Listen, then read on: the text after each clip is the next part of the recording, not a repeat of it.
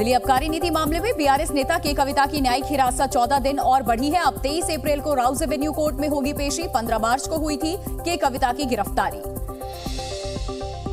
Court में पेशी के बाद के कविता ने कहा, केस में कुछ नया नहीं, सीबीआई पहले ही मेरा बयान दर्ज कर चुकी है। विपक्षी दलों को निशाना बना रही है सरकार। शिवसेना उद्धव गुट ने महाराष्ट्र में 21 सीटों पर किया उम्मीदवारों का ऐलान। 2 महिलाओं को दिया टिकट। पालघर से भारती कामडी और कल्याण से वैशाली दरेकर लड़ेंगी चुनाव। महाराष्ट्र में 17 सीटों पर लड़ेगी कांग्रेस। 14 सीटों पर किया उम्मीदवारों के नाम का ऐलान। सोलापुर और चंद्रपुर से महिला उम्मीदवारों को चुनावी मैदान में उतारा। यूपी के पीलीभीत में प्रधानमंत्री मोदी ने महिलाओं को लेकर के आईएनडीआईए गठबंधन पर निशाना साधा। पीएम ने कहा कि जिस शक्ति के आगे हम सिर झुकाते हैं, कांग्रेस के लोग उसे उखाड़ फेंकने की बात कर रहे हैं। गृह मंत्री अमित शाह ने असम के लखीमपुर में रैली में कहा कि मोदी सरकार महिलाओं का सम्मान करती है। इनमें महिलाओं के लिए कई योजनाएं चलाकर माताओं बहनों का ख्याल रखा।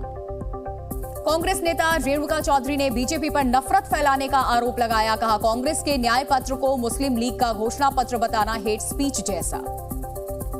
श्रीनगर में पीडीपी अध्यक्ष महबूबा मुफ्ती का बीजेपी पर हमला। कहा, वोट के लिए कश्मीरी पंडितों की भावनाओं को हथियार के रूप में इस्तेमाल कर रही है बीजेपी। सारण से आरजेडी उम्मीदवार रोहिणी आचार्य ने सीएम नीतीश कुमार पर साधा निशाना। कहा, नीतीश राज में भ्रष्टाचारियों और बलात्कारियों को पनाह दी जा रही है। कांग्रेस महासचिव प्रियंका गांधी का 13 अप्रैल को उत्तराखंड दौरे पर जाएंगी। हरिद्वार और पौड़ी लोकसभा सीट पर जनसभा को संबोधित करेंगी। उत्तराखंड में पोलिंग पार्टी घर घर जाकर बुजुर्ग और दिव्यांग मतदाताओं से होम वोटिंग करवा रही है। उत्तरकाशी में 101 साल की बुजुर्ग महिला ने पोस्टल बैलेट से वोट डाला। मालेगांव ब्लास्ट केस में बीजेपी सांसद साध्वी प्रज्ञा ठाकुर को पेशी से छूट मिली है। प्रज्ञा ठाकुर ने कोर्ट में स्वास्थ्य कारणों का हवाला दिया था।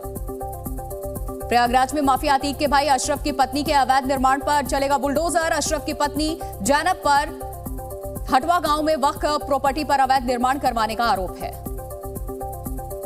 पंजाब के तरन तारण में महिला को निर्वस्त्र करने के मामले में हाईकोर्ट ने स्वतः संज्ञान लिया।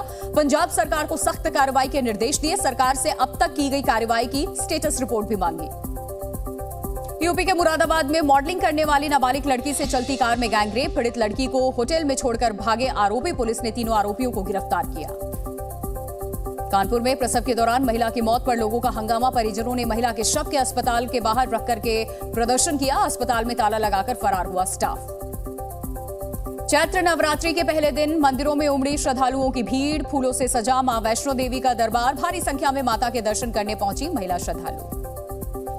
अमेठी के गौरीगंज में शक्तिपीठ मां दुर्गा भवानी मंदिर पहुंची केंद्रीय मंत्री स्मृति ईरानी। मां भगवती के दर्शन किए और मंदिर की परिक्रमा की। पहले नवरात्र पर पटना में बीजेपी के दफ्तर से निकाली गई शक्ति संपर्क यात्रा। बीजेपी नेता रविशंकर प्रसाद ने अपने लोकसभा क्षेत्र पटना साहिब के लिए शक्ति संपर्क यात्रा को हरी झंडी दिखाई। जम्मू कश्मीर के पुंछ में ईद से पहले बड़ी बाजारों की रौनक। भारी संख्या में मुस्लिम महिलाएं बाजारों में खरीदारी करने पहुंची।